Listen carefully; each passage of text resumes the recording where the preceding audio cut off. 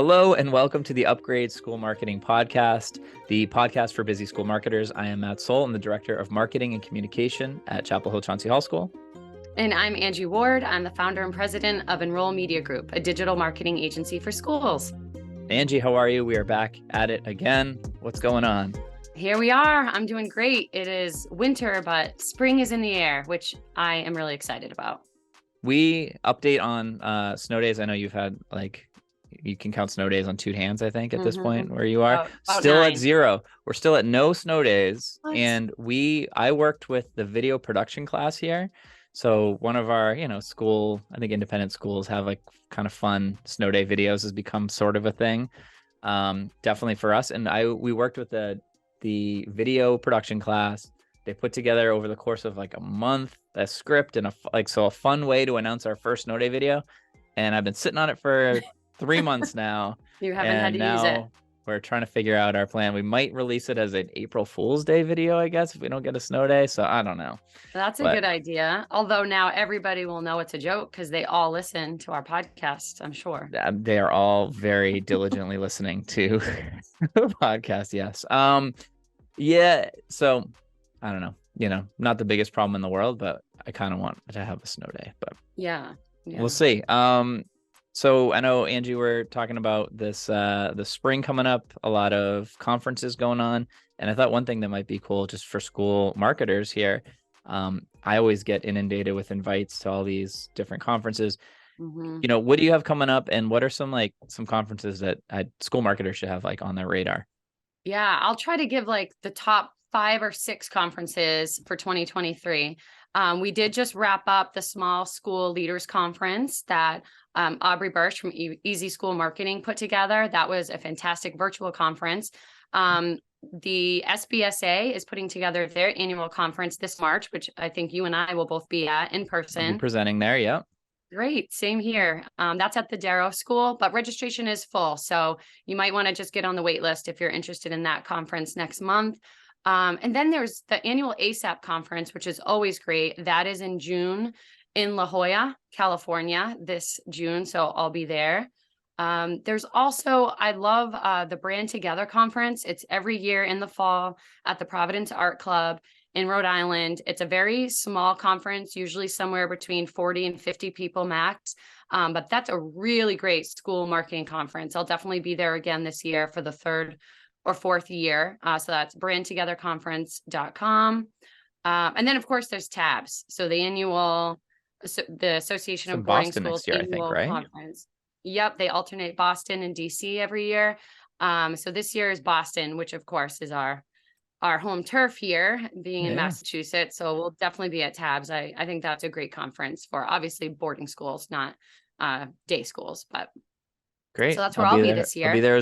I'll be at a few of those as well. And anybody else that goes there, let us know if you'll be there. We'll say hi. We're talking about some mobile recording podcasts at some of these conferences. So definitely let us know if you're going to be at any of these and then check in and come say hi. And then today we are talking all about artificial intelligence. So anybody in school marketing or marketing at all has been inundated with articles and videos and news stories about what's going on in AI. So today we are very lucky to have Connor Gleason from Finalsite, who's here to talk all about AI. It's really fun. We're going to get into not only talking about how it can be used, but we actually are going to show it. We're opening it up and using it live. And I feel like there's so many things just to seeing it being used that kind of just help you just really get a full understanding of some of the potential of it. So super excited to get in this talk. We're talking with Connor. Connor is currently the senior content marketing manager at Finalsite, where he plans and executes marketing strategies and digital content across the web to help schools thrive. Connor has spent the last decade within the field of marketing communication and has worked with independent schools and colleges throughout New England. He holds a master's degree in journalism from BU, and he currently lives outside of Philadelphia with his family. He's worked as a photojournalist, and he has a passion for digital media, storytelling, drinking too much coffee, cheers, and creating content that connects with schools. So let's get into our talk with Connor all about AI and how school marketers can use it.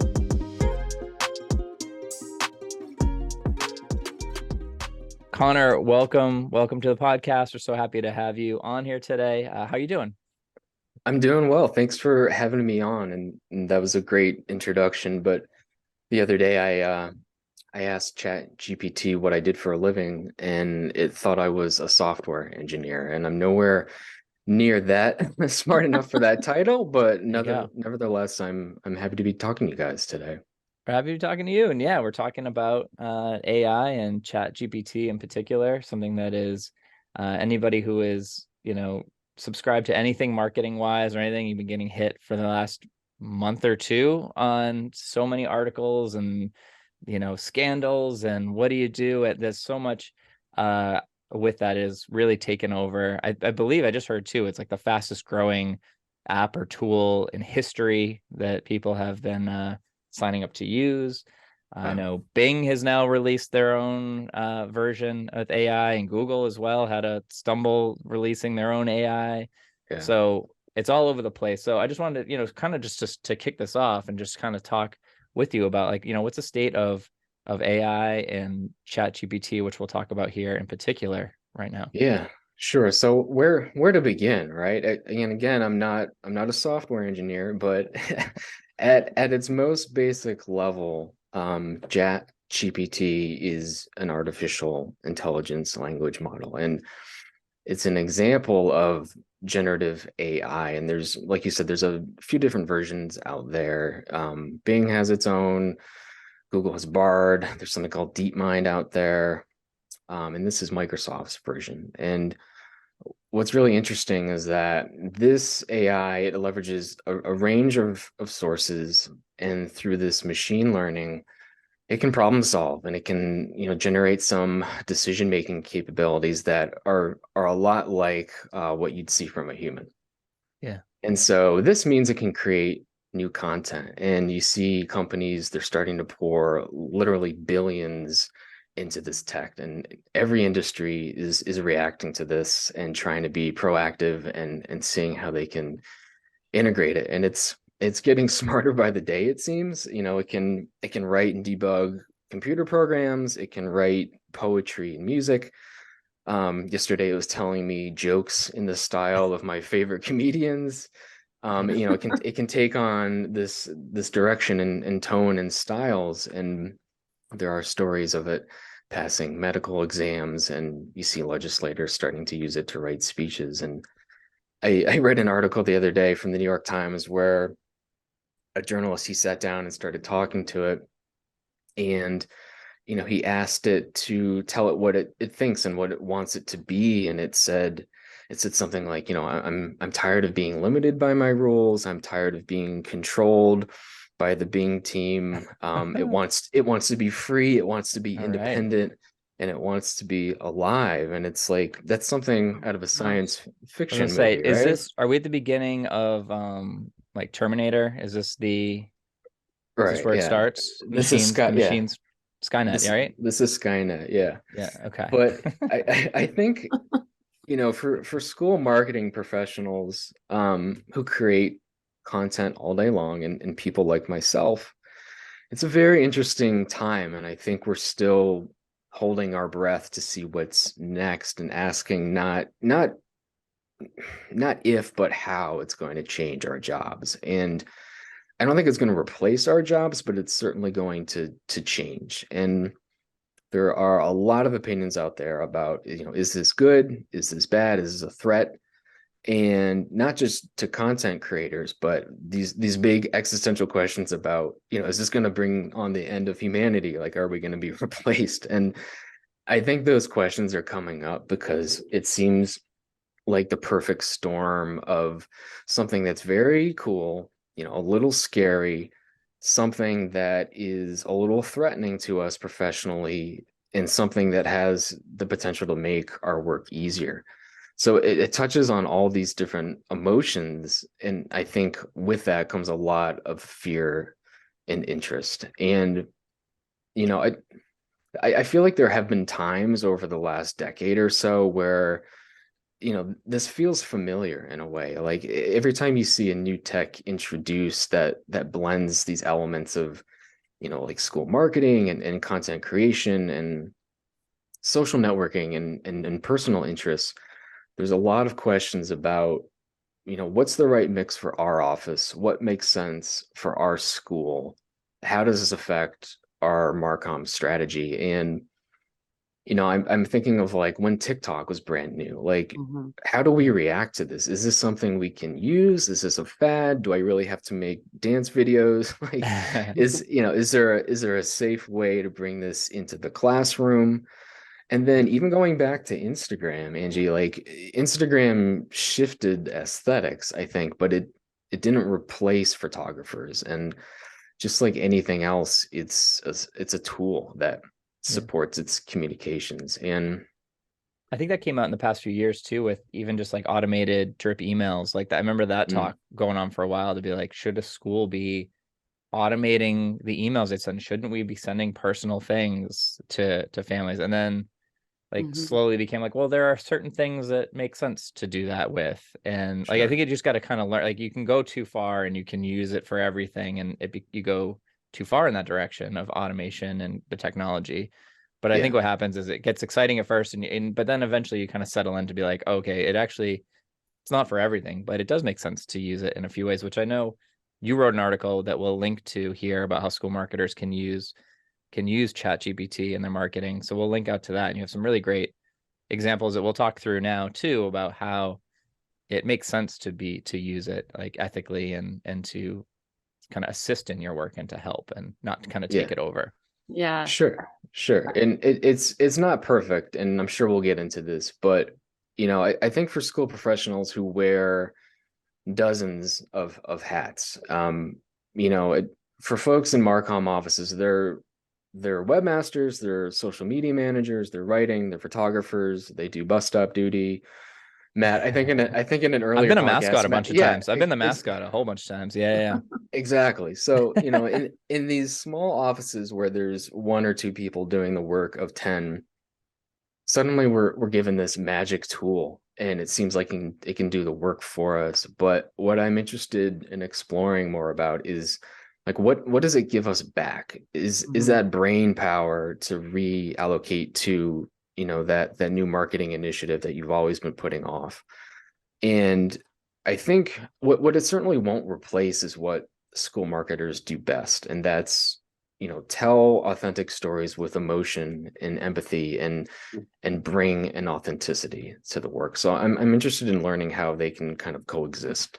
Mhm. Yeah. So I think like, tons of great stuff out there, articles and videos and all this about it. But one thing that I think is the most impactful that from, I jumped in and started kind of playing with it a little bit is just sitting down with somebody and showing them what it does and how it does it, and sort of this trying to stretch what you can ask it and see what you can get back. And so I wanted to actually just take time. I know for this podcast in particular, we really like to be like hands-on and show things. So I wanted to just open it up. And I know we do this podcast as a video as well as audio. So here we're going to open it up, screen share, get ChatGPT open here, but we'll talk through what we're doing here. But I wanted to kind of just with this crew that we have here, open it up. Here we are, and just take a look at how you can use it, what it actually looks like to use it. So I Hmm. had you guys can kind of think about this for a second, see if there's something you want to brainstorm. But I was thinking of doing. We're gonna have to write an intro, Angie, for this article for this podcast. So I was thinking maybe we could use ChatGPT to help us write our intro. So let's see. Let's ask it for a. So here's our, and you do have to sign up with an email to get through here. But I'm gonna ask it to write a 30-second for the Upgrade School Marketing Podcast episode. I'm spelling live here. I get to type live on So that's always about tough. about AI. Or well, maybe we should say ChatGPT will be specific. And this is one thing too I'd noticed, like the more you can be really specific with things too, like the more I've kind Yeah. of, at first I thought you had to be very vague, and you can be very specific. How about Yeah. about how school marketers can leverage the benefits of ChatGPT and how to avoid the pitfalls of artificial intelligence. Wow, very long tail. Yeah. I'm excited to see what shows up here as Matt's typing this in. Yeah, so let's see. So that's our write a 30-second intro for the Upgrade School Marketing Podcast about how school marketers can leverage the benefits of ChatGPT and avoid the pitfalls of AI. And here we go. It's starting right here. Welcome to the Upgrade School Marketing Podcast. In this episode, we'll be exploring how school marketers can harness the power of ChatGPT, the cutting-edge AI language model, to enhance their marketing strategies. We'll also be discussing potential pitfalls to watch out for when using AI in your marketing campaigns, so you can avoid common mistakes and maximize the benefits of this powerful technology. Whether you're a seasoned school marketer or just getting started, you won't want to miss this informative and insightful episode. So let's dive in. It's not Here we bad. Not bad at all. I'll take Not it. bad I think at it's all. better Yeah. than what I wrote in our introduction sheet here. Well, Yeah. It's funny. It's funny you mentioned that because I noticed you have an intro song for your podcast, but you don't have lyrics. We don't have lyrics So yet, yeah. no. So I asked ChatGPT to write some lyrics for the opening credits to your podcast. Yes. And I won't sing it because I know you want more listeners. But very briefly, the intro verse goes, "Welcome to the show. It's time to get in the know. For school marketers on the go, we've got the perfect flow. With tips and tricks that you can use to upgrade your school's news, join us for a ride. We'll take you to new heights." And then the chorus is, "The Upgrade School Marketing Podcast, the podcast for busy school marketers, will help you shine and stand out in your field. With our expert insights, your success is sealed." So, like, Lady Gaga might pass on that. She might pass on that, but it's not bad. That's great. It actually I saw recently like the partnering of like different AI. So somebody, a DJ recently did they used AI to write song lyrics in like the style of Eminem, and then they used a voice AI like recreator to then actually to perform it or to record it as in that voice, and he played it live to people, and it was passable as a thing. So I think there's like that stuff where it starts to partner up, but that's great. We'll tie that in. We'll definitely, Angie, we'll have you sing that at the outro. Well, I don't know if you want to hear that, but I'll give it a try. So just while we're here and looking at, so we just did this, I know one of the areas too, and that you've mentioned in the article, is like idea generation, and so we had it just here actually just write a paragraph for us. There are a few other ways, that you can use. There's a ton of ways you can use it, really. But idea generation, I feel like, is a really strong one. So I wanted to do an example here just while we're still looking at this a little bit, to give we'll say 5 blog post ideas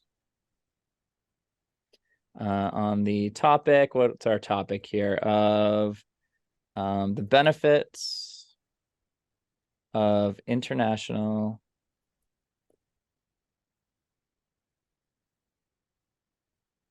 students enrolling in a U.S. boarding school. Careful, you might give me some ideas here for Finalsite. Hey. So the tool here is thinking. So here we go. So here are 5 potential blog post ideas. Number 1, why international students should consider a U.S. boarding school, a guide to the benefits. And then it gives you a little description. This blog could provide an overview of the many advantages that come with attending a U.S. boarding school as an international student. It could touch on topics such as language immersion, exposure to American culture, academic rigor, and more. Idea number 2, how U.S. boarding schools help international students build global networks. In this post, you can explore how attending U.S. boarding school can provide international students with the opportunity to connect with peers from all over the world, and so on. We'll have these keep going here. I won't read through every single one, but I think this is an area that you talked about, Connor, in your article that is nice to see in action, which is using these types of things as idea generation and using this to help jumpstart some of your ideas in marketing, right? Yeah. And it's using it, as you said, Connor, too, like as a tool, not an end all be all. It's just a tool right now for school marketers. These are great ideas, I just have to say. Yeah. I don't I don't think it's the school marketers that need to worry. I do think about the teachers, and Mhm. I think if suddenly Billy is turning in 9-page essays on the work of Alexander Pushkin, it might set off some alarms there, but I think it's really helpful for situations where you don't know what to say, but the words, there's just not coming, and if you're swamped, if you don't have time to write a very basic email out to parents or something like that, I think it can be really helpful. And when schools need to get a communication out, and whether that's an important announcement or an urgent communication about a school event, finding the right words, it can be tricky sometimes. And there's always this back and forth over who's writing it, what do we want to say, did we include this, that, and the other thing. And I feel like sometimes you know the sentiment, you know what you want to say, but you can really use this to help get the ball rolling. And Mhm. for school pros who write all the time, or maybe you ghost write for your head of school, sometimes I think it's half the battle is just getting the words out on the page. And once they're out of our heads and into a doc, that's the hard part. And I think we can start editing and hacking away and fine tuning from there. So it's not going to replace um an in-depth research to your school or that firsthand experience. It's not going to replace the personal touches and experiences with families that admissions works so hard on every day. It can't create your school brand. It can't capture what it's like in the hallways at your school in the morning, or what graduation feels like, or what it feels like to see classmates at a grad or an alumni event. Those are lived experiences, and those are going to stay um within the hands of the professionals. On the other side of that, I think it definitely can replace very simple, basic, top level tasks for your marketing efforts. It's, as we just saw, it's great at providing outlines and prompts and bullet points to, like, maybe get a social media campaign going to support something, or you have an open house coming up and you need some ideas to promote it. It's very good at those brainstorming sessions and giving you ideas for blog titles and things like that. And what I think is really interesting is how it's going to change search and how families find and engage with your website, because I feel like Google was the middleman. It was really the messenger. And you had your questions and those phrases and keywords, and it delivered kind of this platter of what it thought it was the best results, and then Yep. a user selected from that. But ChatGPT, the middleman, is gone. Families aren't searching as much as they are asking and being given Mhm. the answer. So Yeah. I think we're quick to assume that what is being given is the best and most accurate and correct answer. But at Finalsite, we're really interested in this idea, and we have this active development program to create our AI strategy, and we're actually going to be inviting some schools to join focus sessions on how we can incorporate that into our products. But if anyone who has worked at a school knows that feeling of a crisis or an emergency, and you need to get something out quickly, and you need those right tools, but you also need the message. And so suddenly we're looking at a situation where in just a matter of moments, you can generate these messages that gets it pretty darn close. And with a few tweaks, you can get that sentiment right. And suddenly you can move it into a mass communication system where you can email it, post it out, send a text, voice message, post it on social, with just, a couple clicks. And suddenly you have that message, and then you have the avenues to get it out so quickly. I think is a game changer. I was Yeah. I was reading about people kind of just looking ahead to be like, what is this going to do to marketing going forward? Everybody's kind of, finding out these things now, and how to use it, but like, what's it going to mean years from now? And one of the things that I heard, and I'm interested to see what you guys think about it, is, it's becoming this, like, we had, obviously before like search engines and that, you would be typing in your URL and going to a page, and that's where you got all your info. And then you had your search engines that would then compile and list them and rank them. And then now I know, Angie, with, in your world, like all about getting SEO right. So when you're searching things now, Google has their own side panels that will show up if you're searching for certain topics. One of the evolutions people are talking about is this becoming even more towards that way of like, it's going to go out and crawl all the sites, pull all the information it needs out of there. And now instead of people individually going out, even using Google to go and then search and then find a page and go through and get the information on their own, it's just going to be compiling all that information for you. So like the importance of, and maybe this is just if we're trying to give tips to school marketers, is the importance of SEO and metadata on your site and having the correct info for these tools to pull from is just more and more important, because it's not going to be pointing them to your site to go and find out on their own. It's going to be pulling what it can from your site and delivering it, and that might be all they get. So, right. And old pages too, outdated information, enrollment stats, things like that. It's, I think this tool reiterates, the importance of just keeping your content accurate, up to date, creative, as Connor said in his blogs and earlier, authenticity, making sure that you are authentically, describing your school and who it is. So hopefully these tools and search engines are picking that up.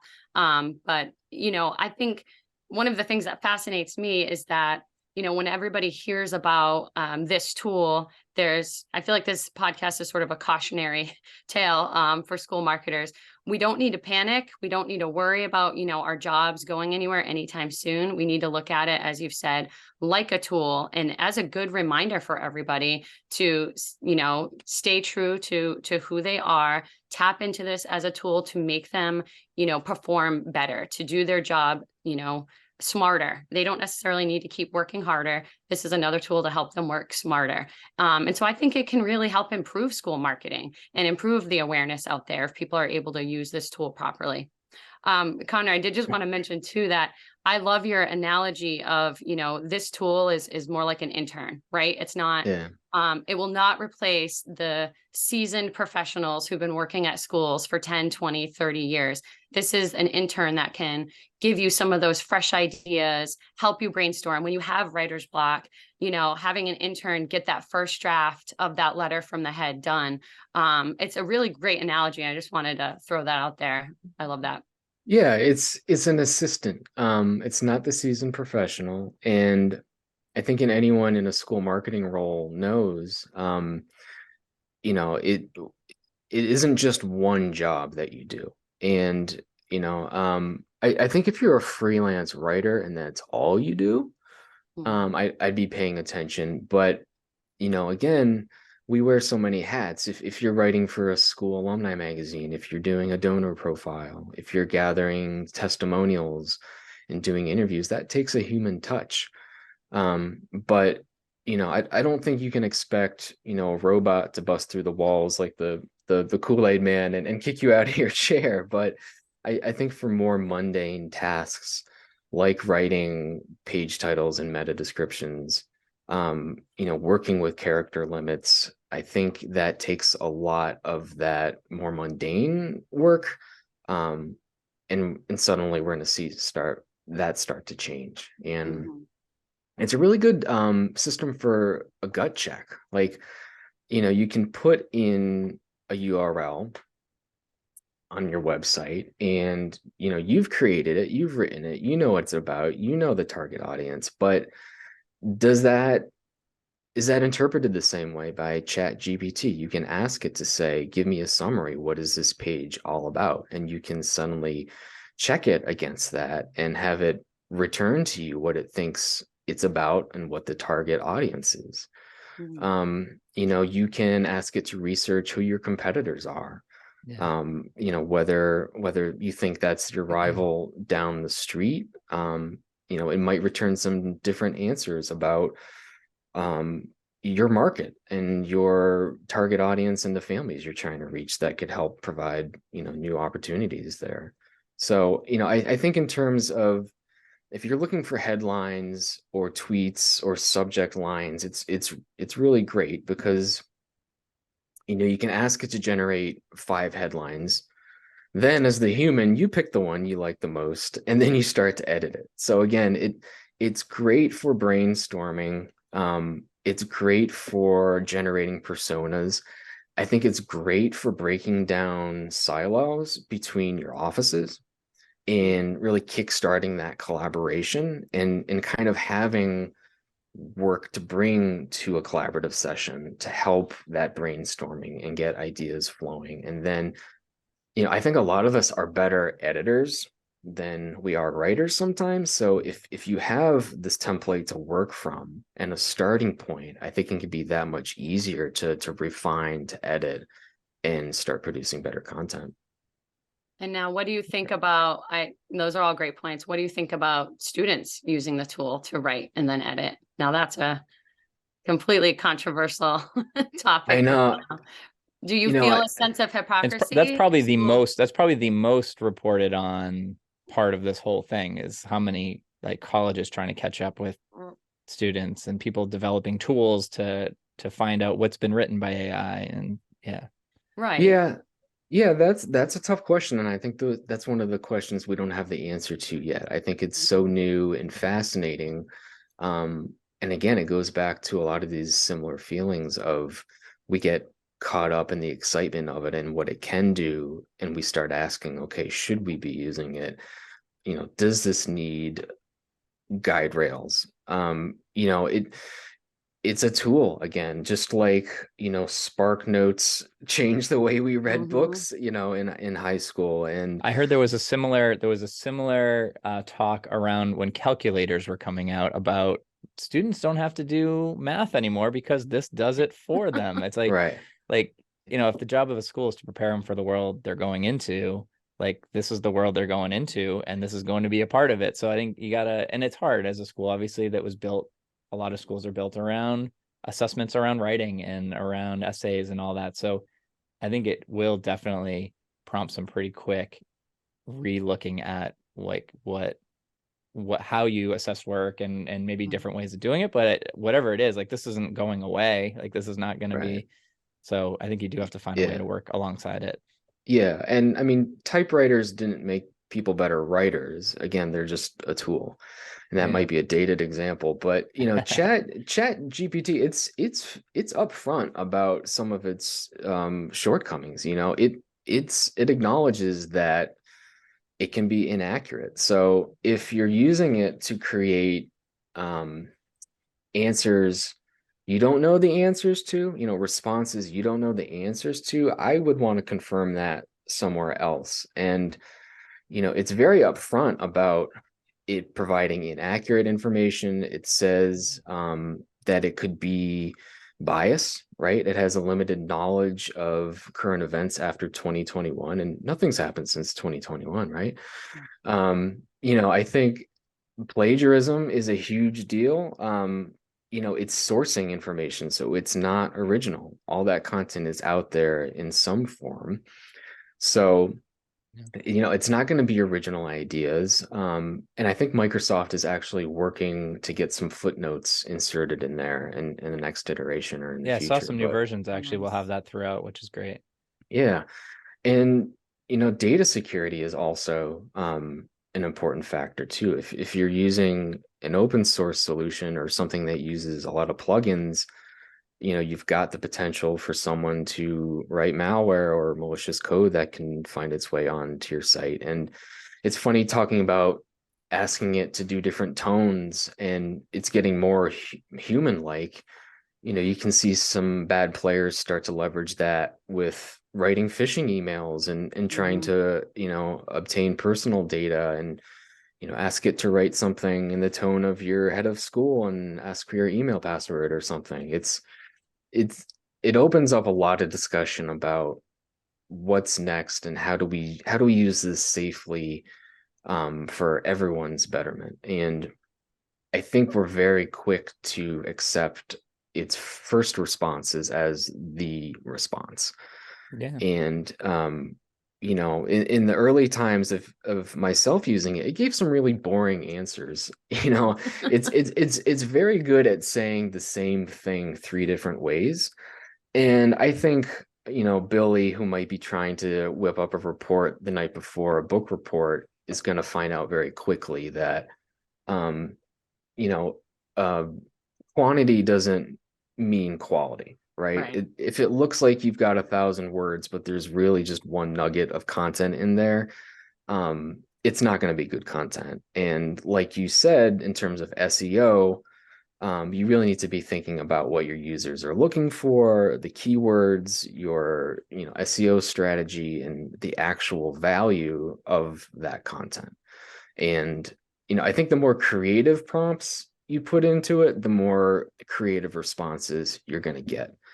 So I Definitely. think Yeah, there's I a mean, yeah, you get out of it what you put into it. And I would say, like, just as a lesson to, like, closing this up with, for school marketers too, when a new tool is out there, it's the same as like when something in social media is introduced, and when Be Real came out, and like trying these things out to say, like, is there, like, at least one, to know what's going on in it, and then two, to like start to see, like, how does it start to be something we can work with. And so I would say whatever it is, whether you use it or not, it's definitely something that we should be aware of and trying out. And it is just fun to play around with and to see what you can get out of it.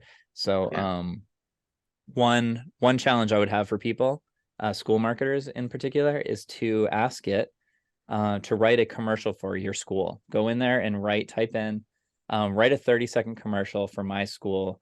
And ask it to in a certain way for, if it's for boarding, or if it's in a certain voice or in a certain way, but just mess around with that. And I think some of the outcomes of that are kind of mind blowing, to see how much it can kind of tie in and give you a good spot to work from. So I wanted to thank Connor for being here, and let's see, I'm actually gonna to thank you here. I'm going to see, I was going to write a commercial here, but I'm going to change this out. Let's write a 15-second closing message to Connor, thanking him for being on the show today. Let's see what ChatGPT comes up with here, Connor. Thank you, Connor, for joining us on the Upgrade School Marketing Podcast and sharing valuable insights about how school marketers can effectively use AI in their marketing efforts. We appreciate your expertise. That's perfect. I appreciate go. that. That's very And thank nice. you for bringing a artificially intelligent theme song to us. And so before we go anywhere, obviously we're going to link to your article. Any other places people can find you, and the info that you're putting out? Sure. Everyone's welcome to reach out to me on LinkedIn, or head over to the Finalsite blog for daily posts on the latest strategies and resources for school marketing and communications. Great. This All has right. been a lot of fun. Thank you so much, Connor. And we'll check back in. It's going to change quickly, so we'll be able to check back in and see where things are when they're totally different a few months from now. Thank you, guys. I appreciate it. Thank you, Connor. Thanks. Wow. A lot of great stuff from Connor. We're so grateful that we could have him on the podcast today. Such an interesting topic. Yeah. And I mean, it's cool to be talking about it when it's, it has only been out for a few months at this point, but still definitely feels like it's young, and there's a lot to learn about it and a lot of ways to use it. So definitely, from talking to other people and looking online, I feel like there's so many cool ways you can learn about how it's used. So any school marketers out there that are listening and have found a really useful, cool way to use this tool and to do it, I would love to hear, on our LinkedIn page, to talk about, how are you using this? Have you tried something that's worked really well, or something that's not worked really well?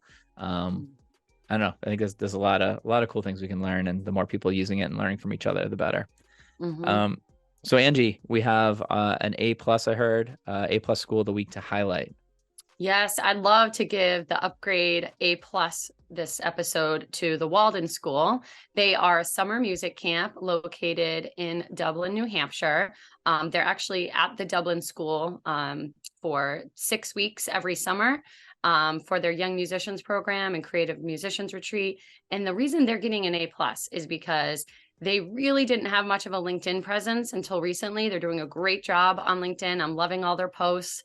They've also got a great website, and they've been doing a lot of work in the search realm, leveraging Google business posts. And I've just been seeing their stuff everywhere, and they're a great music camp, and 'tis the season for summer camp marketing and summer program marketing. So I thought they'd be a great A+. That's great. And I think even just LinkedIn in particular, so many school camps that, I've been talking with, and camps are such a huge part of schools and now, and a growing thing that hiring is a huge thing, a huge conversation with people about hiring counselors and the amount of annual people they have to go through and hire. I think being on LinkedIn and having a strong presence on there is a really great way of doing that, great strategy for doing that. And I'd love to hear, how they're doing it. And again, how other schools, your summer programs, how are you marketing them? What are you using to help find your counselors and to help connect everybody? So maybe a future episode, summer camp marketing. Definitely a great future episode. If there's anybody out there who has some great things on camp marketing, we'd love to hear from you. So yeah, to be continued with that one. And A+s in general. So if you're a school that, is doing a really good job at something in the digital marketing realm, or you want to nominate another school or colleague for their great work in school marketing, just shoot us a note on LinkedIn, because we'd love to call out schools that are doing great work each episode. Or if you just want to nominate yourself, tell us something cool that you did. Yeah. Videos, print things, websites, email, all that stuff. It's really cool. Events. I think there's a lot of really cool, unique things that have been out there. So we want to highlight those. And thank you all for listening, watching, however you're taking this in. And want to remind everybody, so this is available wherever podcasts are now. We're linked through all of those, through Apple Podcasts, through Google, through Stitcher.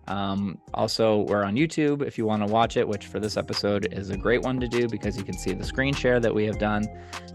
And make sure to follow us on LinkedIn. So thank you all for listening, watching again. We'll see you next time. Thanks, everyone.